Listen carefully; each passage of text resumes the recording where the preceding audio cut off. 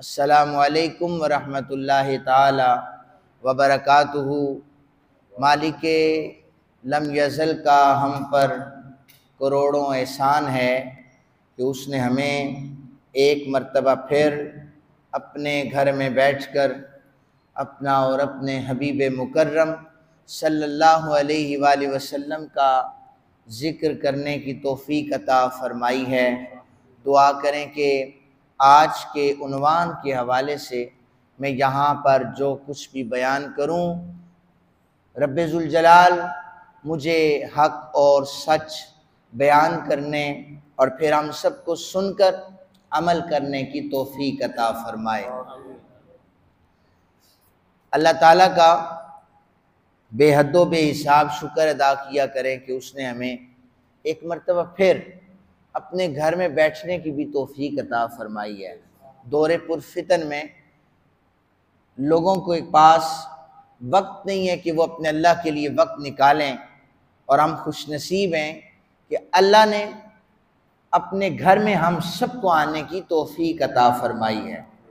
मैंने जो आया मुक़द्दिसा पढ़ी है उसका सादा सा तर्जुमा ये है कि ए ईमान वालो, अल्लाह की इताअत करो और उसके रसूल मुकर्रम सल्लल्लाहु अलैहि वसल्लम की इताअत करो, और जो ज़िम्मेदार हैं या उलमा हैं, हुक्मरान हैं, उनकी इताअत करो। मेरी जो गुफ्तगू का उन्वान है वो ये है कि हम जो अहले सुन्नत हैं, हमारे शरीयत में 4 उसूल हैं।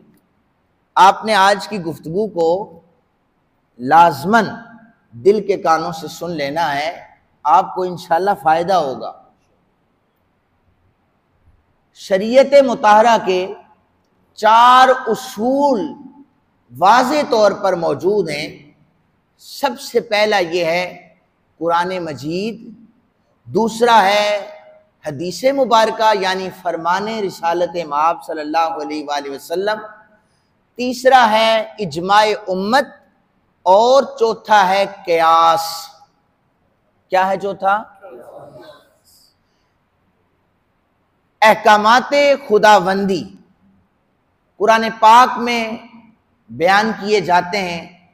6666 आयात से ज़ायद आयात हमारे सामने हैं।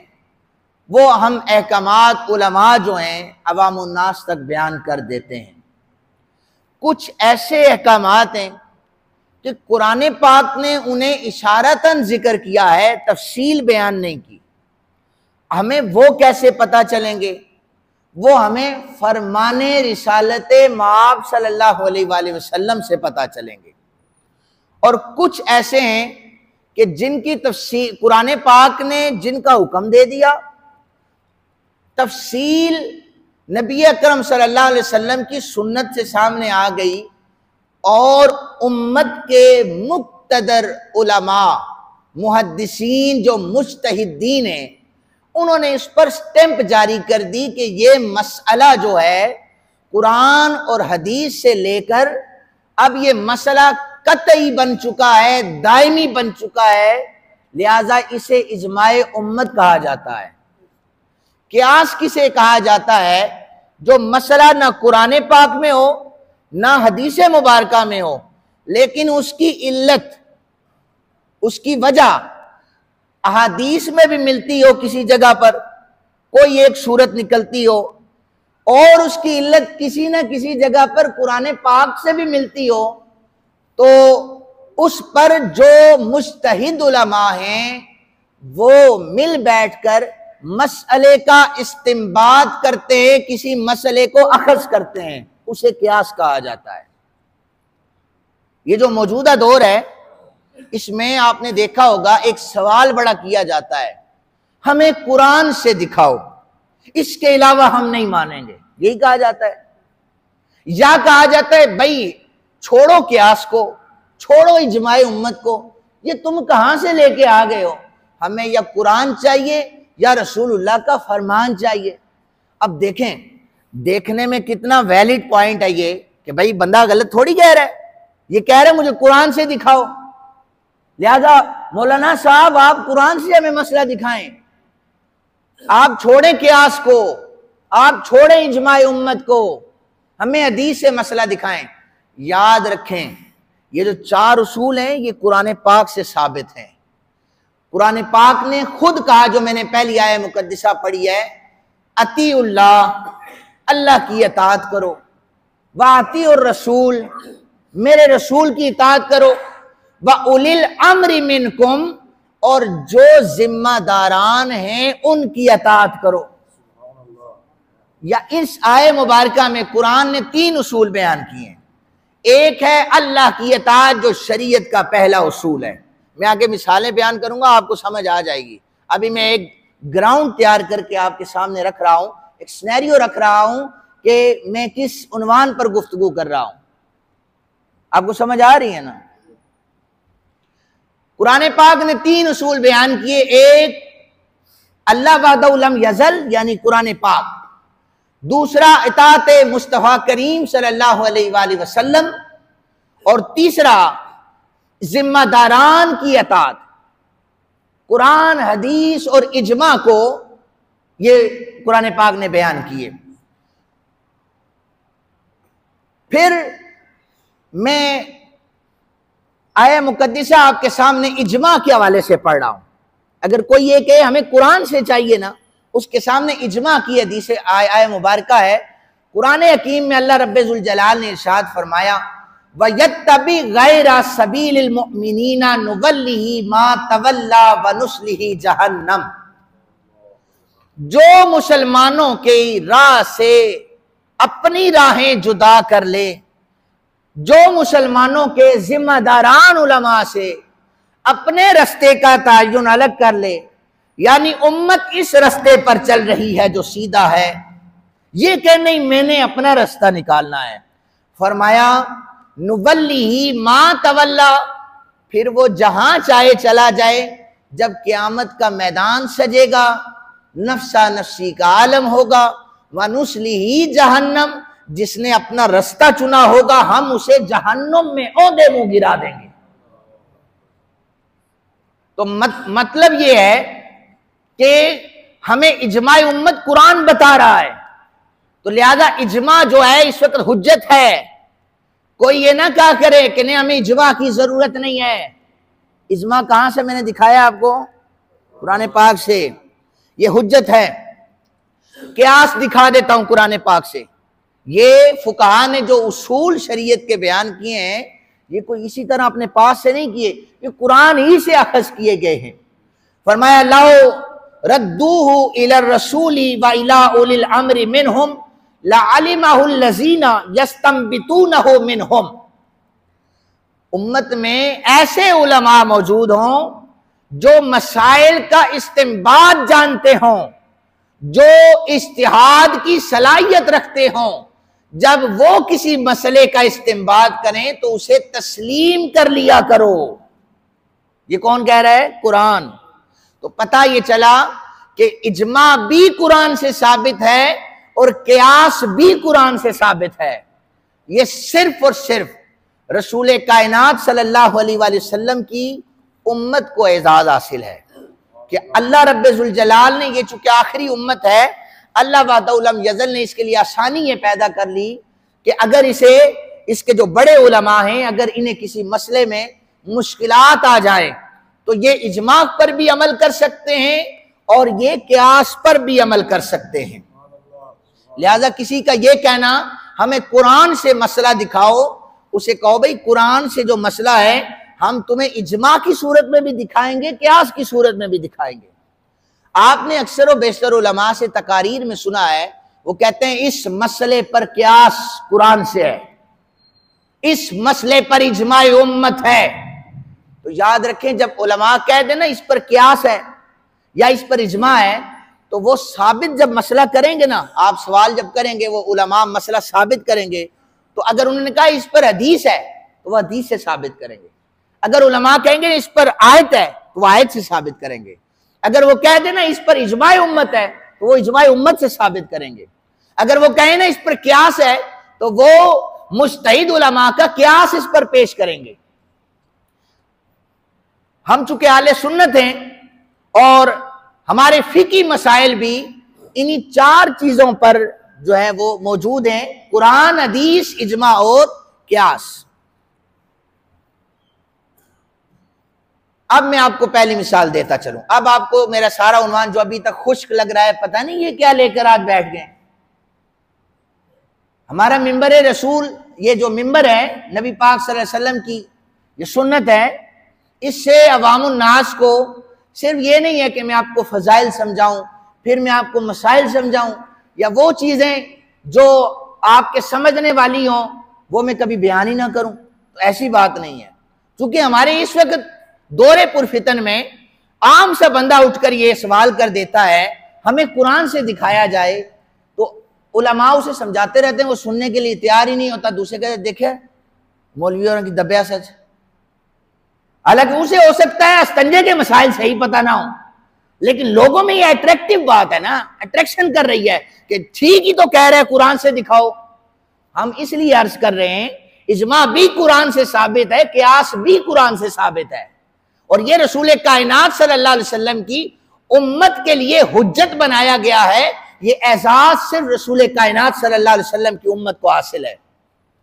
अब मैं मिसालें आपको दूंगा 10-12, इसलिए जरा संभल के, जिन्हें नींद आ रही है वो थोड़ा शाश होकर बैठे हैं। पहली मिसाल है कुरान पाक में। मैं आपसे सवाल करता हूं, आप मेरे से पूछें, मौलाना हमें ये बताएं कुरान में 5 नमाजों का जिक्र कहां पर है? आप कुरान में बताएं फजर का जिक्र किधर है? कोई नहीं है। आप बताएं असर का कहां लिखा हुआ है? आप बताएं मगरिब का जिक्र कहां पर है? आप बताएं जोहर का जिक्र कहां पर है? आप बताएं इशा का जिक्र कहां पर है? कुरान की ऐसी तो कोई आयत नहीं है कि जिसमें हो ये वक्त असर का है। हाँ, कुरान ने औकात इस तरह बयान किए। मैं कुरान पाक की सूरह हूद आयत नंबर 114 से सिर्फ तर्जुमा कर रहा हूं। अल्लाह अज़्ज़ व जल ने इरशाद फरमाया, सुबह और शाम और रात के करीब नमाजें पढ़ो। क्या कहा? सुबह, शाम और रात के करीब नमाज पढ़ो। ना जोहर का नाम लिया, ना असर का नाम लिया, ना इशा का नाम लिया। सूरह बकरा आयत नंबर 238, आप लिख भी सकते हैं, जाके देख भी सकते हैं। फरमाया सब नमाजों की हिफाजत करो, खास तौर पर जो दरमियानी नमाज है इसकी हिफाजत करो। अब यहां पर क्या है? असर की उलमा ने लिखा है, यहां पर दरमियानी नमाज से क्या मुराद है? असर मुराद है।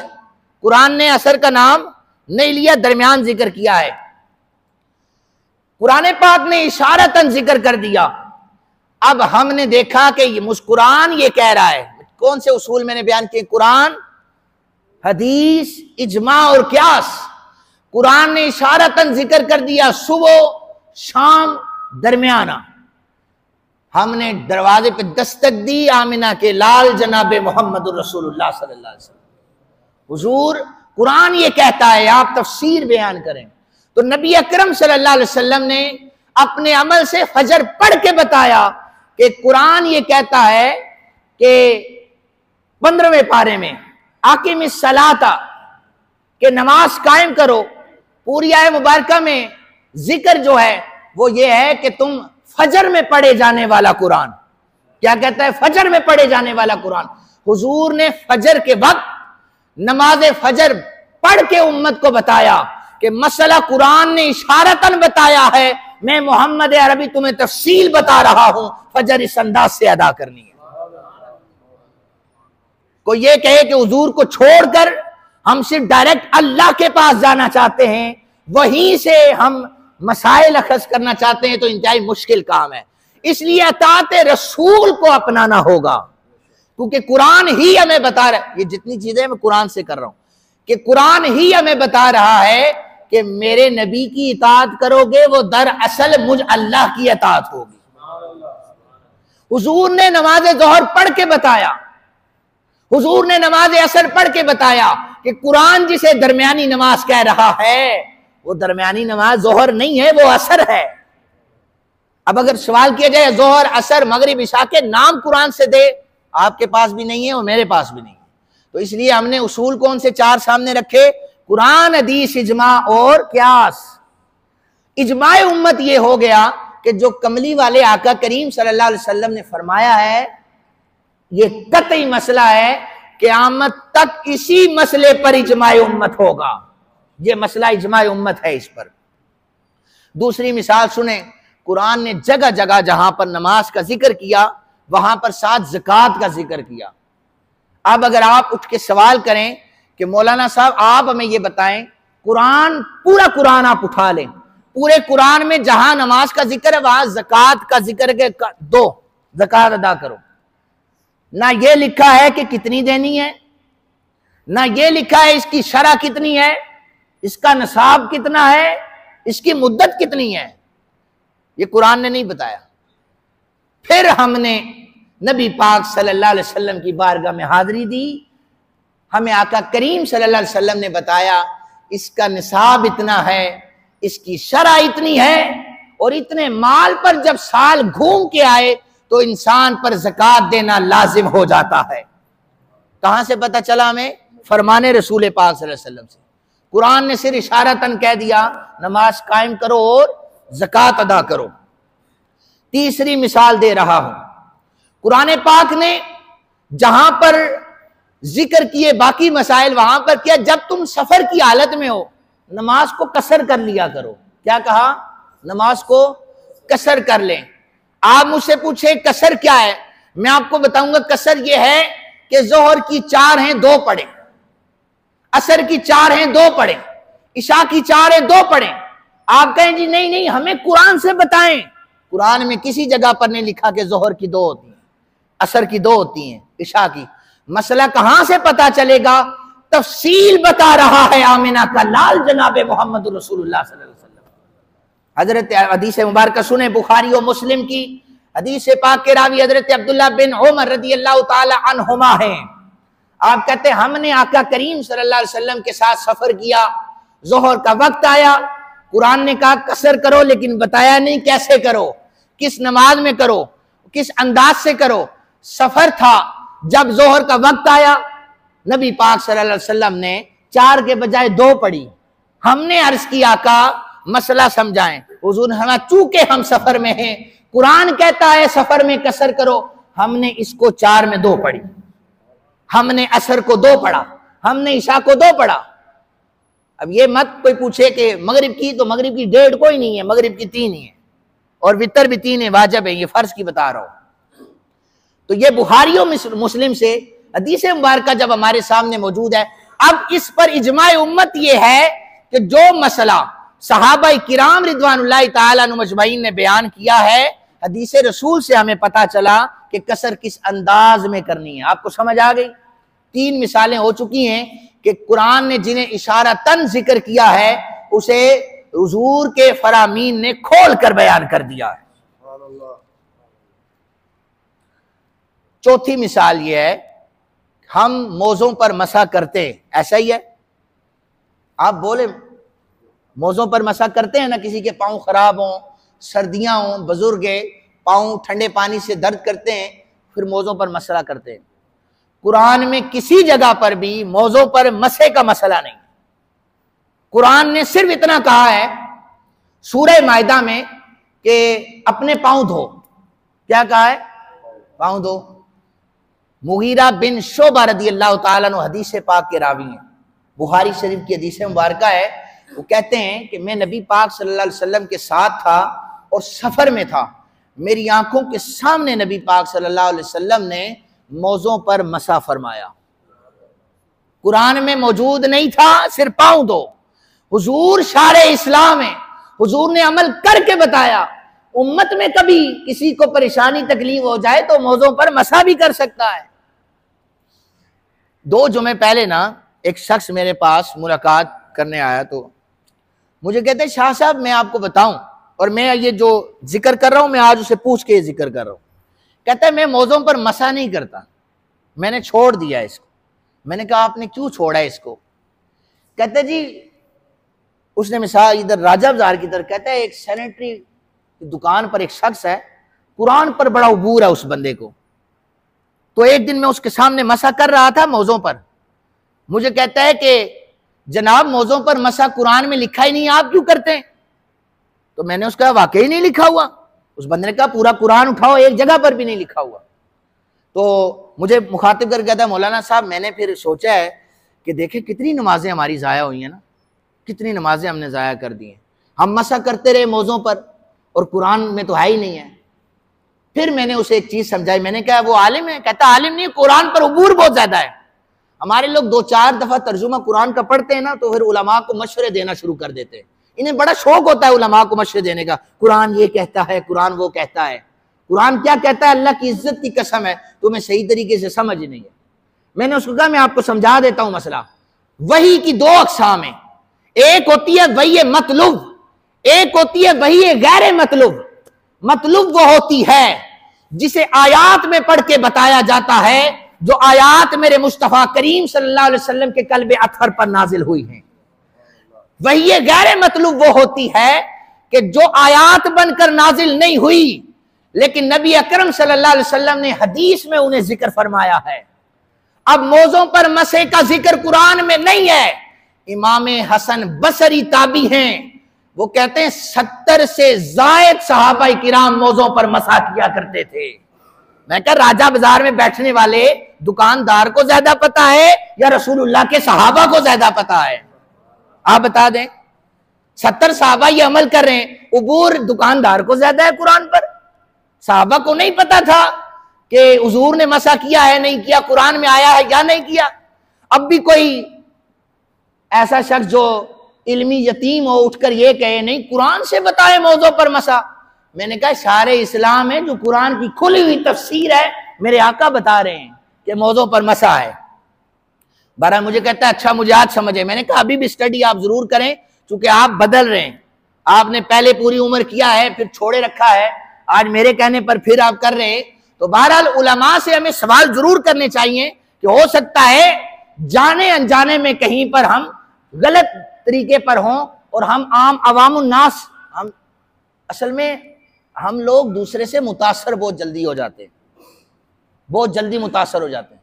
2 लफ्ज किसी को आते हैं ना, कहते बहुत इसका मुताला बहुत ज्यादा है, ऐसा ही है मुताला बहुत ज्यादा है।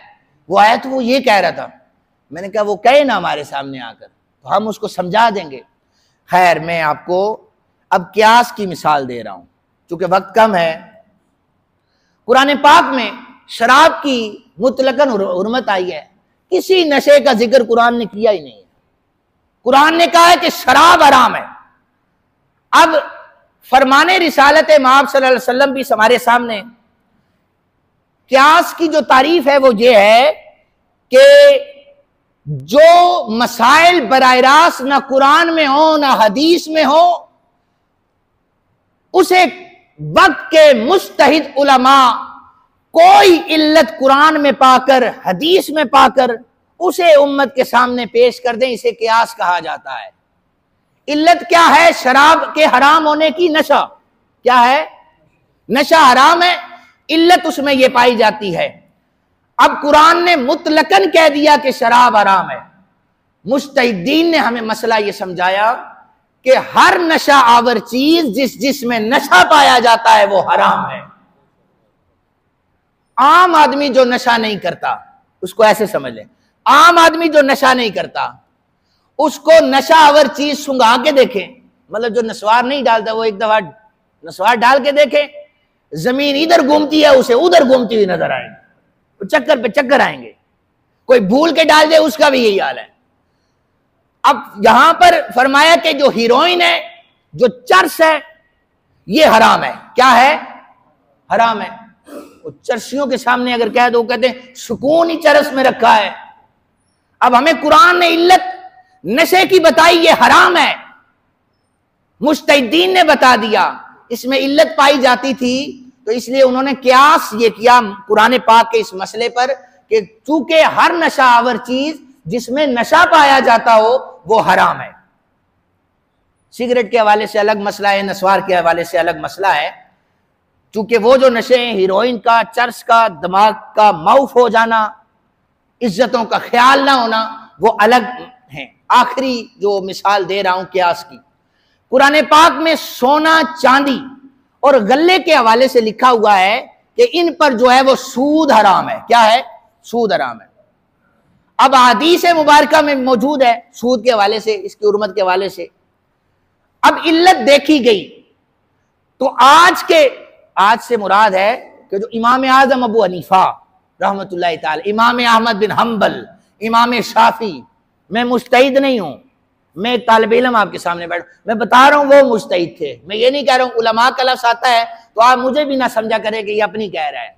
मैं बड़े उलमा की बात कर रहा हूं जो इमाम मालिक रोज़ा रसूल पाक सल्लल्लाहु अलैहि वसल्लम के सामने बैठकर 40 साल हदीस रसूल पढ़ाते रहे, उनकी बात कर रहा हूं मैं।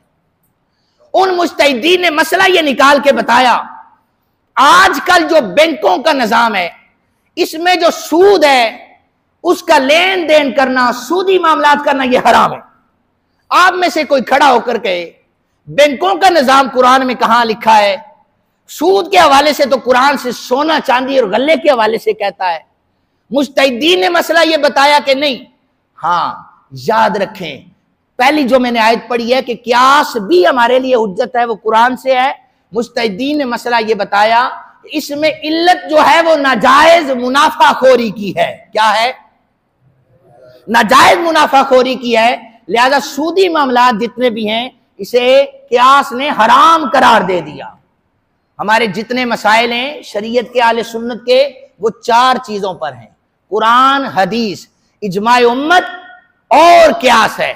इसलिए अब कोई उठकर इल्मी यतीम बनकर कभी भी ये ना पूछा करे कि मौलाना हमें कुरान से मसला बताओ। हम अगर हदीस भी पढ़ते कि नहीं कुरान से चाहिए, हम कहते हैं इस पर इजमा है, देखें कुरान से बताएं। सुनने वाला कहते हैं कितनी अच्छी बात कर रहा है मौलाना साहब, कोई जवाब ही नहीं आता।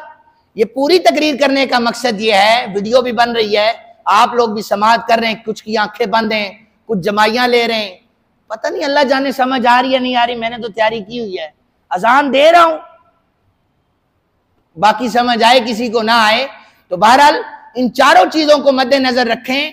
अगर कोई आलिम कोई मसला बयान करते हुए आपके सवालों के जवाब को कुरान से दिखाए, हदीस से दिखाए, इजमाए उम्मत आपके सामने पेश कर दे, क्यास आपके सामने पेश कर दे, मेहरबानी किया करें, उन्हें तस्लीम कर लिया करें। क्योंकि क्यास भी कुरान से है, पहले शुरू में पढ़ी है, इजमा भी कुरान से है, मैंने शुरू में आयत पढ़ी है, हदीस भी कुरान से है, मैंने शुरू में आयत पढ़ी है, और कुरान पाक तो खुलम खुला जो मसाइल बयान कर रहा है। अल्लाह ताला से दुआ है अल्लाह ताला हम सबको मजीद इल्म हासिल करने की तौफीक अता फरमाए, इल्म को समझने की तौफीक अता फरमाए, उलमा का अदब करने की तौफीक अता फरमाए। वमा अलैना इल्लल बलागुल मुबीन।